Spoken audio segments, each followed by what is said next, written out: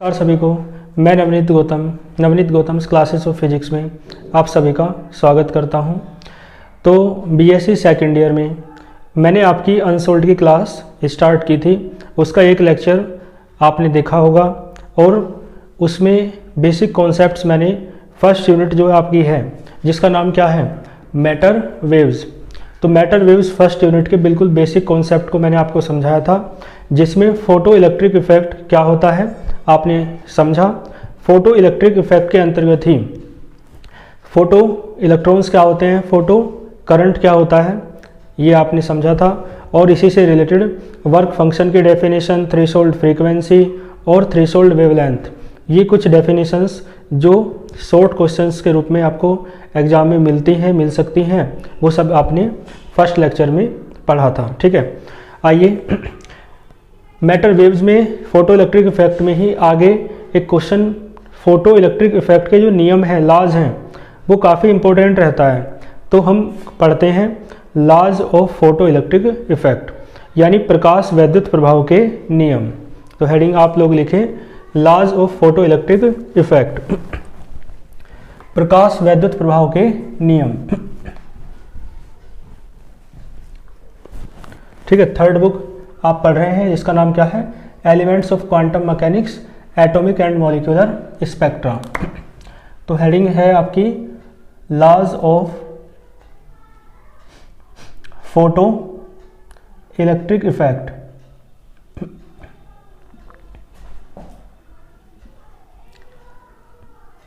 Clear है, laws of photo electric effect Hindi में क्या कहेंगे, प्रकाश वैद्युत प्रभाव के नियम। तो नियम कितने होते हैं, 5 होते हैं, है ना। और पांचों नियम हमें पढ़ने हैं पॉइंट वाइज। ठीक है, चलो तो देखो पहला नियम समझो।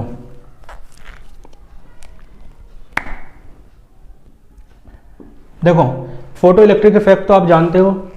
फोटो इलेक्ट्रिक इफेक्ट क्या होता है, लाइट इंसिडेंट होती है, गिरती है, प्रकाश गिरता है, तो किसी धातु के पृष्ठ से, मेटल के सरफेस से इलेक्ट्रॉन निकलने लगते हैं, इलेक्ट्रॉन उत्सर्जित होने लगते हैं, इमिट होने लगते हैं। ठीक है, तो पहला नियम देखो क्या है। जैसे कोई मेटल सरफेस है, तो जैसे ही लाइट इंसिडेंट होती है ना,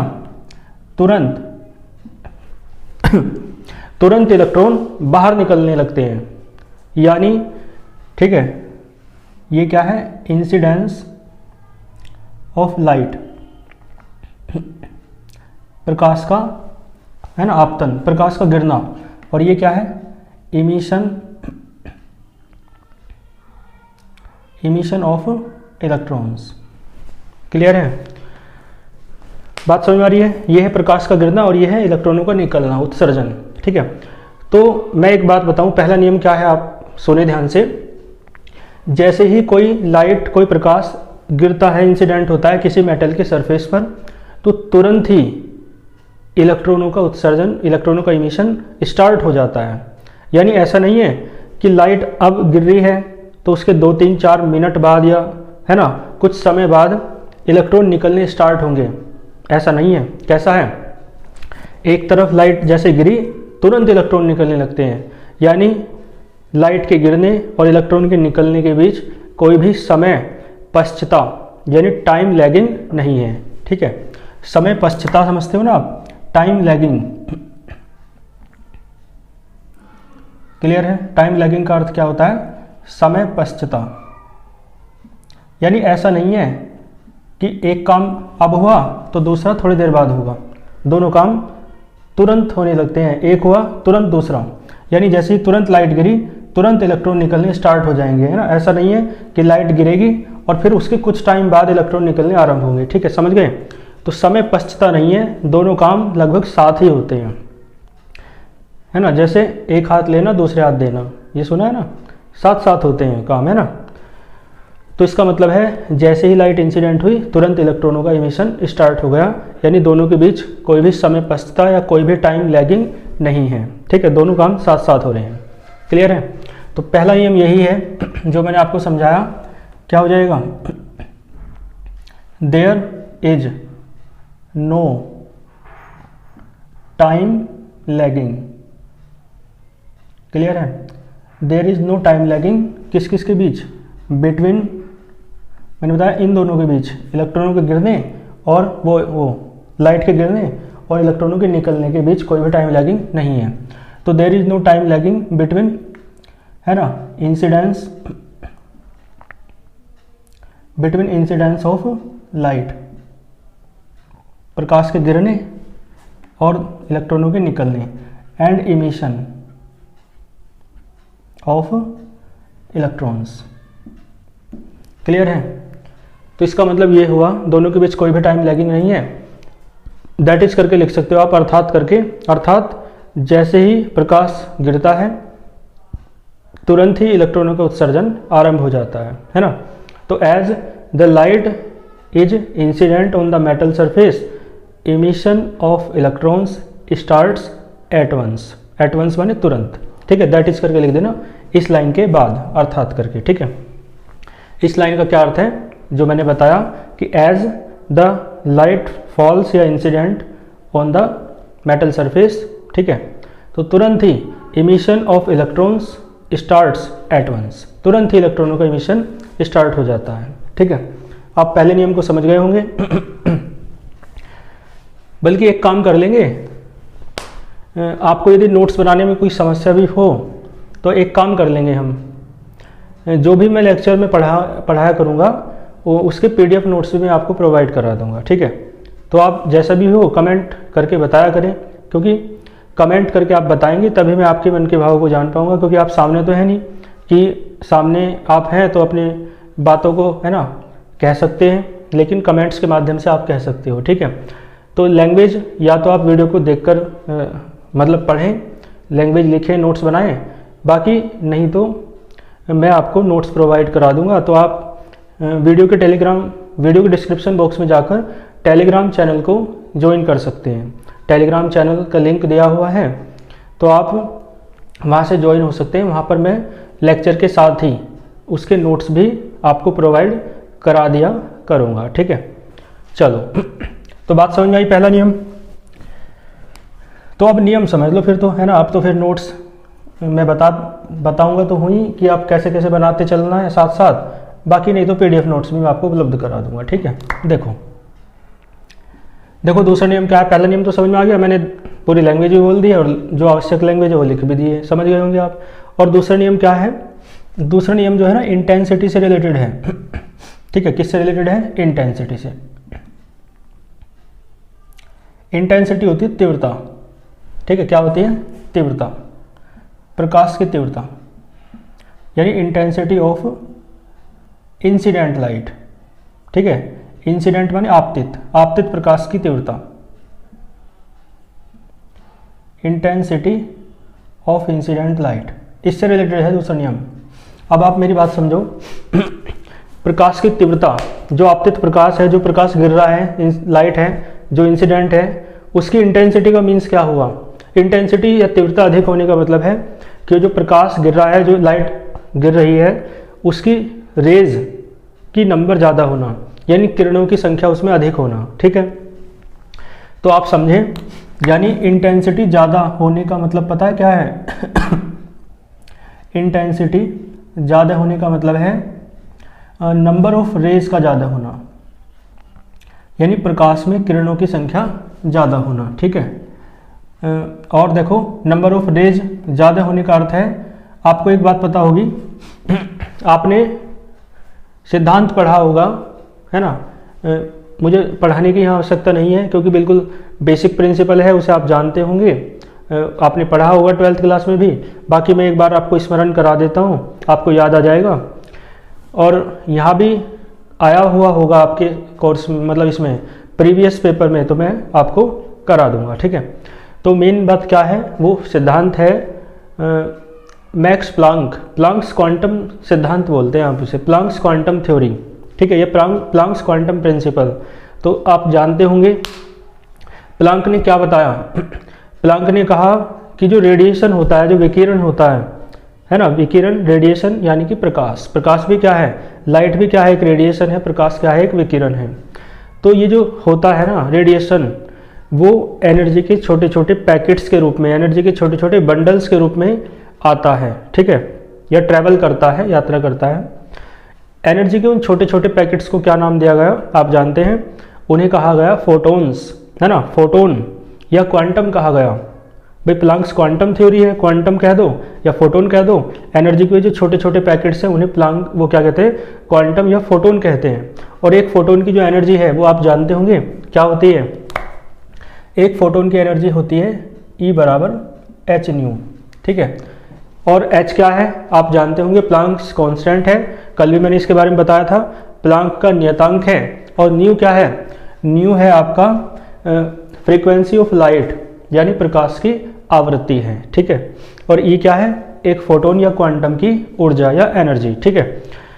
तो फोटोन की एनर्जी होती है एच न्यू, और फोटोन कहाँ होते हैं, फोटोन किन्हें कहते हैं, एनर्जी के छोटे छोटे पैकेट्स जो रेडिएशन में पाए जाते हैं, ठीक है।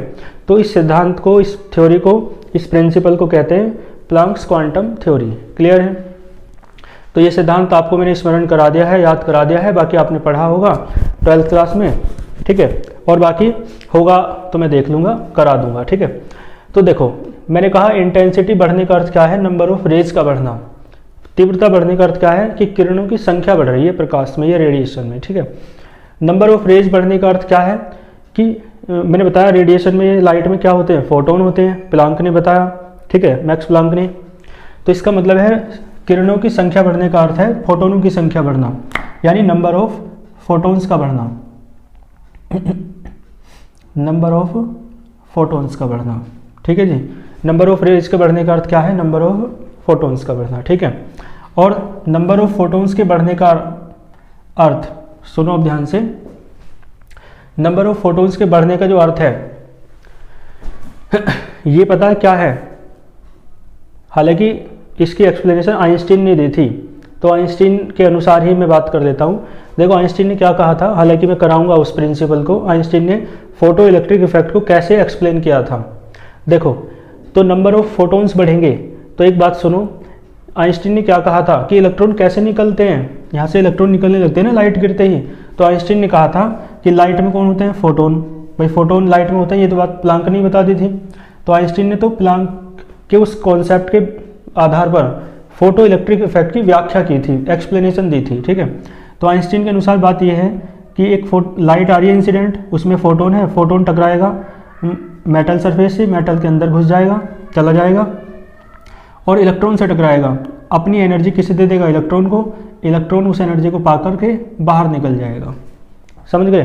तो इसका मतलब है एक फोटोन एक इलेक्ट्रॉन को निकाल रहा है, तो जितने ज़्यादा फोटोन होंगे उतने ही ज़्यादा इलेक्ट्रॉन निकलेंगे। समझ गए।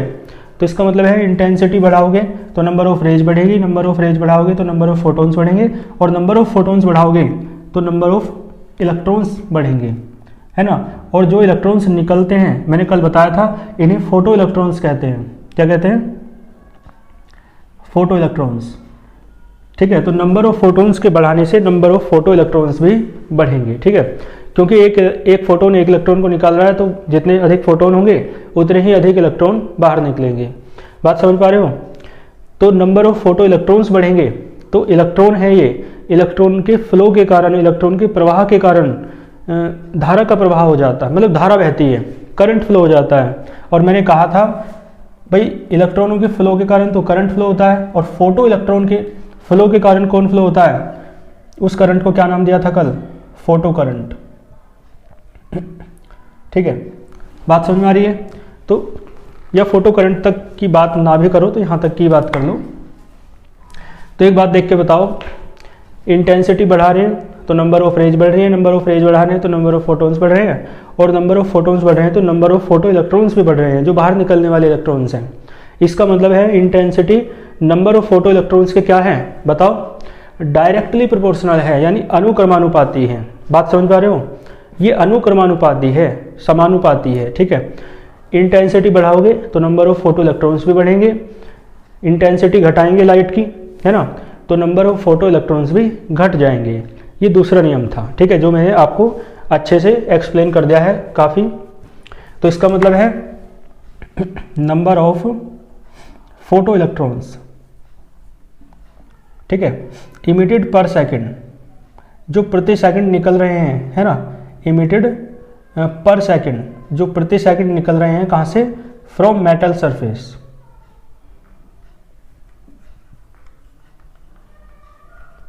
ठीक है, वो क्या होते हैं, डायरेक्टली प्रोपोर्शनल होते हैं इंटेंसिटी ऑफ इंसिडेंट लाइट के। ठीक है, बात समझ में आई और मैंने पूरा बता दिया है कैसे कैसे है। ठीक है, पूरा एक्सप्लेनेशन भी मैंने बता दी। ठीक है, इंटेंसिटी बढ़ाएंगे तो नंबर ऑफ रेज बढ़ेंगी, नंबर ऑफ रेज बढ़ेंगी तो नंबर ऑफ फोटोन्स बढ़ेंगे, नंबर ऑफ फोटोन्स बढ़ेंगे तो नंबर ऑफ फोटो इलेक्ट्रॉन्स भी बढ़ेंगे, क्योंकि एक फोटोन एक इलेक्ट्रॉन को निकालता है, इसलिए जितने अधिक फोटोन होंगे उतने ही अधिक इलेक्ट्रॉन बाहर निकलेंगे। ठीक है, बात समझ में आई आपको। तो इसका मतलब है number of photo electrons emitted पर सेकंड, जो निकल रहे हैं बाहर प्रत्येक, है ना, प्रति सेकंड फ्रॉम मेटल सरफेस से, वो डायरेक्टली प्रोपोर्शनल होते हैं इंटेंसिटी ऑफ इंसिडेंट लाइट के। ठीक है, इसका मतलब इंटेंसिटी बढ़ाओगे तो नंबर ऑफ फोटो इलेक्ट्रॉन्स भी बढ़ेंगे, इंटेंसिटी घटाओगे तो नंबर ऑफ फोटो इलेक्ट्रॉन्स भी घट जाएंगे। ये दूसरा नियम है आपका, कर लोगे, आशा करता हूँ आपको इसे समझ में आ गया होगा। और जो तीसरा नियम है वो भी आपका इंटेंसिटी से रिलेटेड है। किससे रिलेटेड है, इंटेंसिटी से, इंटेंसिटी ऑफ इंसिडेंट लाइट। ठीक है, इंटेंसिटी ऑफ इंसिडेंट लाइट, लेकिन इधर की चीज बदलेगी, इधर यहां पर लेंगे हम एनर्जी। ठीक है, तो जो एनर्जी है ना वो इंटेंसिटी ऑफ इंसिडेंट लाइट पर डिपेंड नहीं करती है। ठीक है, इन जो एनर्जी है, और एनर्जी किसकी, फोटो इलेक्ट्रॉन्स की। ठीक है, किसकी एनर्जी, फोटो इलेक्ट्रॉन्स की जो एनर्जी है किसकी एनर्जी है, फोटो इलेक्ट्रॉन्स की, वो डिपेंड नहीं करती है। मैंने डिपेंड लिख के काट दिया है। ठीक है, तो जो एनर्जी है फोटो इलेक्ट्रॉन्स की वो डिपेंड नहीं करती है किस पर, इंटेंसिटी ऑफ इंसिडेंट लाइट पर। यानी इंटेंसिटी यदि आप बढ़ाते हैं इंसिडेंट लाइट की, तो मैंने बताया नंबर ऑफ रेज बढ़ेंगी, नंबर ऑफ रेज बढ़ाओगे तो नंबर ऑफ फोटोन्स बढ़ेंगे, यानी फोटोन की संख्या बढ़ेगी। अब फोटोन जितने अधिक इस पर गिरेंगे उतने ही अधिक इलेक्ट्रॉन बाहर निकलेंगे, क्योंकि एक फोटोन एक इलेक्ट्रॉन को निकाल रहा है। तो नंबर ऑफ फोटो इलेक्ट्रॉन्स बढ़ते हैं, फोटो इलेक्ट्रॉनों की संख्या बढ़ती है इंटेंसिटी को बढ़ाने से। एक फोटोन की एनर्जी थोड़ी ना बढ़ रही है, देखो संख्या ही तो बढ़ रही है, एनर्जी नहीं बढ़ रही है एक फोटोन की। फोटोन की एनर्जी E बराबर h न्यू होता है, और फोटोन की एनर्जी E तब बढ़ेगी जब फ्रीक्वेंसी बढ़ेगी, जब लाइट की, इंसिडेंट लाइट की फ्रीक्वेंसी बढ़ेगी, आवृत्ति बढ़ेगी। तो यहाँ पर आवृत्ति बढ़ाने पर, फ्रीक्वेंसी बढ़ाने पर एनर्जी बढ़ती है, इंटेंसिटी बढ़ाने पर एनर्जी नहीं बढ़ती। तो देखो जब एनर्जी किसकी नहीं बढ़ रही, फोटोन की एनर्जी नहीं बढ़ रही है इंटेंसिटी बढ़ाने से, तो फोटोन है ना टकराएंगे अंदर जाके इलेक्ट्रॉन से, इलेक्ट्रॉन से टकरा के उसे अपनी क्या दे देंगे, एनर्जी दे देंगे।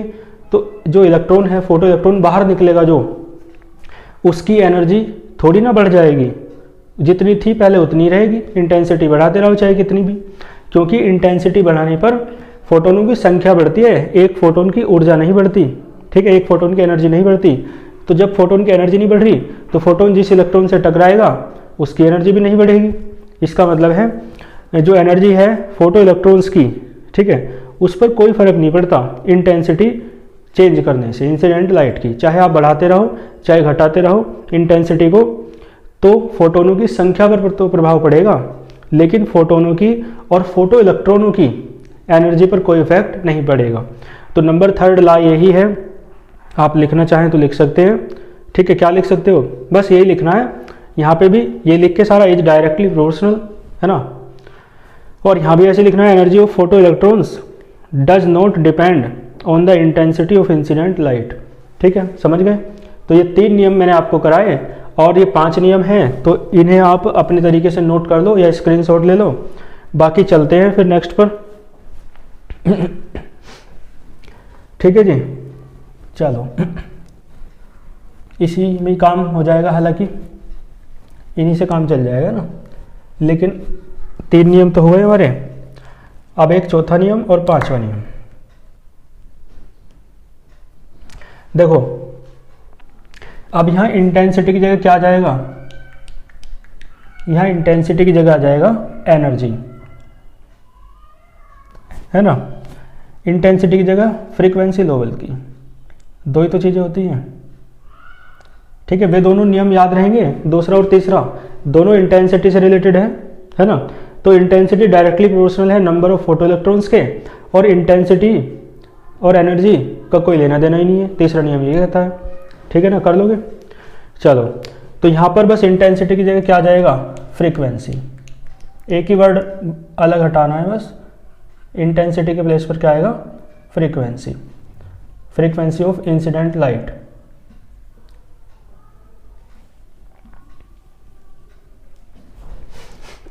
ठीक है जी, फ्रीक्वेंसी ऑफ इंसिडेंट लाइट। बात समझ में आ रही है। अब देख के बताओ आप लोग मुझे, फ्रीक्वेंसी बढ़ाओगे, ठीक है, फ्रीक्वेंसी बढ़ाओगे तो एनर्जी बढ़ेगी। देख लो, दोनों एक दूसरे के क्या हैं, अनुक्रमानुपाती हैं, डायरेक्टली प्रोपोर्शनल हैं, है ना। फ्रीक्वेंसी बढ़ाओगे तो एनर्जी बढ़ेगी किसकी, फोटोन की, ठीक है।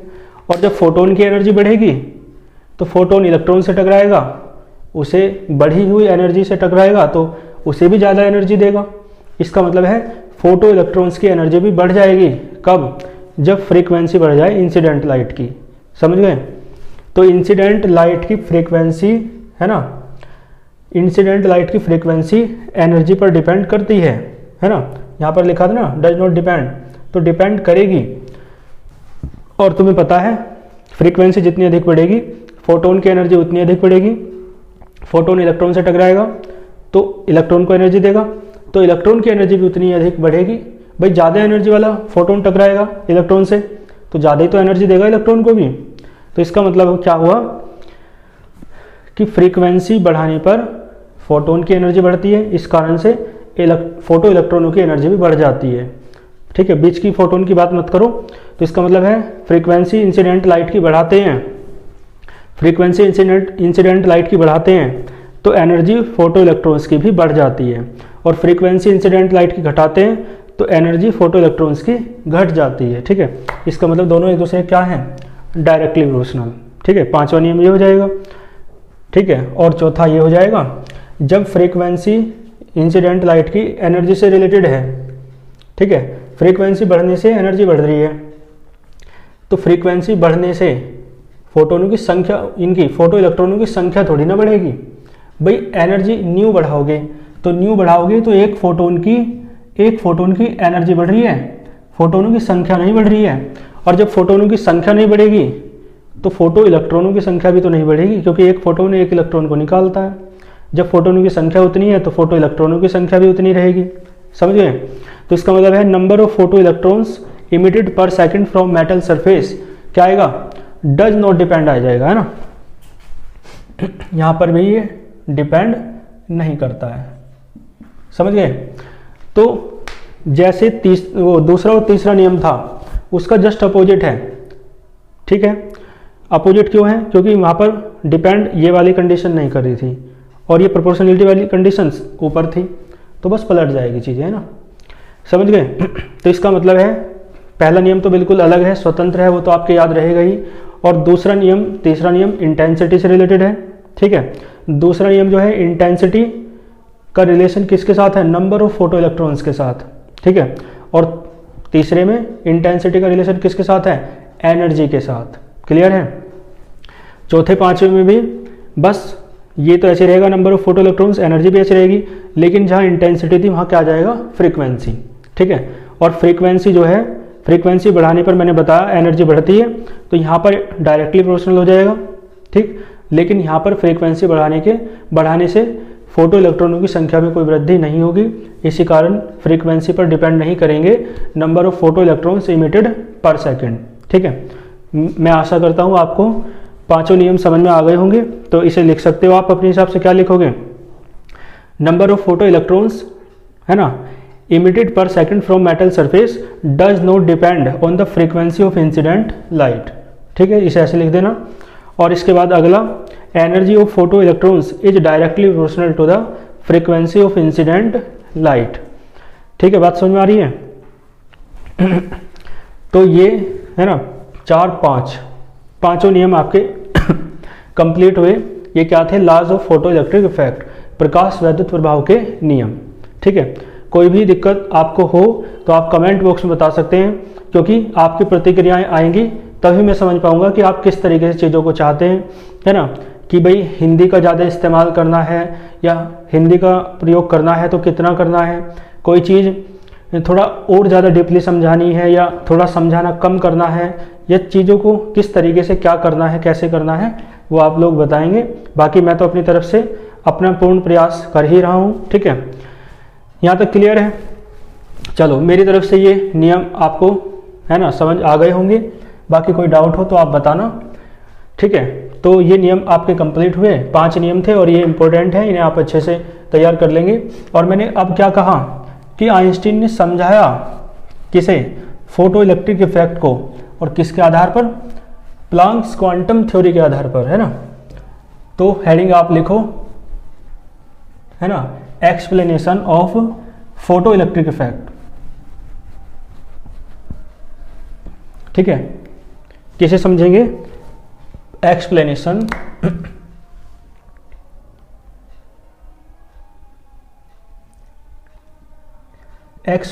Of photo electric effect. Clear है? फोटो इलेक्ट्रिक इफेक्ट की क्या है, ये एक्सप्लेनेशन है, और किसके द्वारा दी गई है, तो गिवन बाय आइंस्टीन, ठीक है। आइंस्टीन के द्वारा दी गई है। आइंस्टीन के नाम से सभी परिचित हैं, है ना। कौन ऐसा व्यक्ति है जो आइंस्टीन का नाम ना जानता हो। एक बड़े क्रांतिकारी महान वैज्ञानिक हुए आइंस्टीन। आइंस्टीन ने फिजिक्स की दशा और दिशा बदल करके रख दी। आइंस्टीन से पहले फिजिक्स में जो बातें चलती थी वो एक तरफ, और आइंस्टीन के बाद की फिजिक्स एक तरफ, ठीक है। आइंस्टीन के बाद की फिजिक्स मॉडर्न फिजिक्स कहलाती है। और आइंस्टीन की जो सबसे फेमस थ्योरी है वो है थ्योरी ऑफ रिलेटिविटी, यानी आपेक्षिकता या सापेक्षता का सिद्धांत उसे आप कहते हैं, और उसी के नाम से आइंस्टीन सबसे ज़्यादा जाने जाते हैं। लेकिन एक आश्चर्य की बात है कि आइंस्टीन को जो फिजिक्स का नोबेल प्राइज़ मिला है, जो विश्व का सबसे बड़ा पुरस्कार होता है, वो आइंस्टीन को थ्योरी ऑफ रिलेटिविटी के लिए नहीं मिला है, बल्कि आइंस्टीन ने एक्सप्लेनेशन दी फोटो इलेक्ट्रिक इफेक्ट की, उसके लिए मिला है, ठीक है। तो यानी आइंस्टीन, ठीक है, explanation of photo electric effect given by Einstein, इसके लिए आइंस्टीन को नोबेल प्राइज़ भी फिजिक्स का मिला था। और ये आइंस्टीन ने एक्सप्लेन किया फोटो इलेक्ट्रिक इफेक्ट को। भाई फोटो इलेक्ट्रिक इफेक्ट के मैंने 5 नियम आपको बताए कि, है ना, ऐसे ऐसे होता है। तो 5 नियम कैसे हैं, वो सारी चीज़ मैंने आपको बताई हैं कि इस कारण से ऐसा हो रहा है। तो वे सारे कारण जो मैंने आपको बताए वो इस संसार को, इस दुनिया को, फिजिक्स को किसने बताए, आइंस्टीन ने बताए, ठीक है।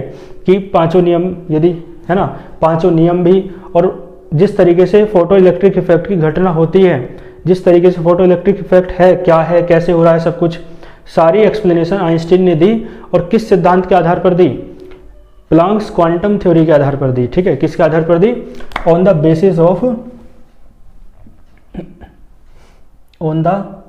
Basis of Planck's quantum theory,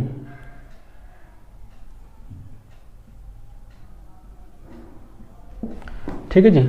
on the basis of Planck's quantum theory, Planck's की क्वांटम थ्योरी यानी प्लांक्स के क्वांटम सिद्धांत के आधार पर आइंस्टीन ने समझाया किसे, फोटो इलेक्ट्रिक इफेक्ट को, ठीक है। बातें आपको क्लियर हो रही होंगी।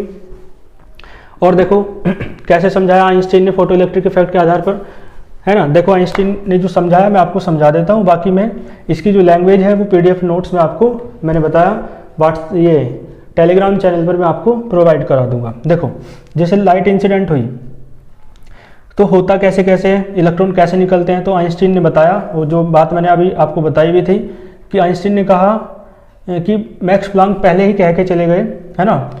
सन 1900 में उन्होंने सिद्धांत दिया था मैक्स प्लांक ने, प्लांक्स क्वांटम थ्योरी, ठीक है। तो उसके अनुसार जो रेडिएशन होती है, लाइट भी क्या है भाई, लाइट भी एक रेडिएशन है ना, विकिरण है। तो रेडिएशन में एनर्जी के छोटे छोटे पैकेट्स होते हैं जिन्हें आप क्या कहते हैं, फोटॉन्स कहते हैं, है ना, या क्वांटम कहते हैं। क्लियर है, फोटोन कहते हैं या क्वांटम कहते हैं, क्लियर है। तो आइंस्टीन ने क्या कहा कि जैसे ही लाइट इंसिडेंट होती है, गिरती है किसी मेटल के सरफेस पर, तो मेटल के सरफेस पर गिरती है तो लाइट में कौन होते हैं, लाइट में तो फोटोन होते हैं। तो जैसे ही लाइट इंसिडेंट होती है मेटल के सरफेस पर, तो ठीक लाइट में कौन है, फोटोन। तो इसका मतलब है फोटोन मेटल के सरफेस पर गिरते हैं और मेटल के सरफेस में एंटर कर जाते हैं।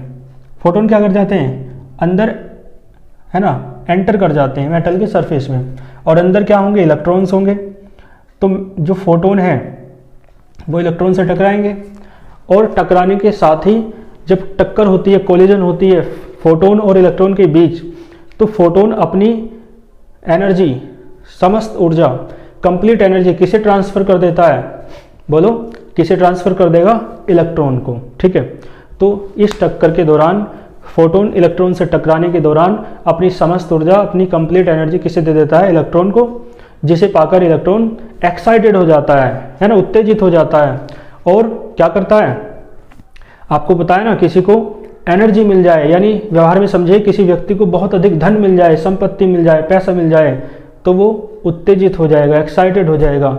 और गांव में रहता है मान लो, तो फिर वो गांव में थोड़ी ना रहेगा, वो चला जाएगा कहीं दूर, है ना, किसी बड़े शहर में जाकर रहेगा फिर। तो ठीक उसी प्रकार ये इलेक्ट्रॉन इतनी एनर्जी को पाकर के एक्साइटेड हो जाएगा और अपने मेटल के सरफेस से बाहर निकल जाएगा एक्साइटेड होकर। ठीक है, उसी प्रकार जैसे कोई व्यक्ति धन संपत्ति या पैसा मिलने पर गांव, है ना, ग्राम छोड़ करके, अपने गांव को छोड़ करके कहाँ चला जाए, शहर में चला जाए, है ना, या किसी देश विदेश में चला जाए, तो इस तरीके से इलेक्ट्रॉन भी एक्साइटेड होकर मेटल के सरफेस से बाहर निकल जाता है, और मेटल के सरफेस से बाहर निकलकर क्या करने लगता है, मोशन करने लगता है। ठीक है, तो ये आइंस्टीन की एक्सप्लेनेशन थी, इलेक्ट्रॉन कैसे निकलते हैं, किसमें से, वो मेटल के सरफेस में से, है ना, और इलेक्ट्रॉन निकलते हैं मेटल के सरफेस पे से रेडिएशन या लाइट के इंसिडेंट होने पर। इस घटना को ही आप क्या कहते हैं, फोटो इलेक्ट्रिक इफेक्ट कहते हैं, प्रकाश वैद्युत प्रभाव कहते हैं। तो आइंस्टीन ने बताया कि इलेक्ट्रॉन कैसे निकलते हैं, आपको, है ना, अच्छे से समझ में आई होगी ये बात। ठीक है, तो आज के लेक्चर में इतना ही रखते हैं, बाकी इसके नोट्स भी मैं आपको टेलीग्राम चैनल पर प्रोवाइड करा दूंगा। ठीक है, और जो भी आपकी प्रतिक्रियाएं हों आप बताइए, और अपने, मैंने कहा, अपने साथ के स्टूडेंट्स तक वीडियो को अधिक से अधिक शेयर कीजिए। ठीक है, मिलते हैं फिर नेक्स्ट लेक्चर में, अच्छे से पढ़ते रहिए, ऑल द वेरी बेस्ट।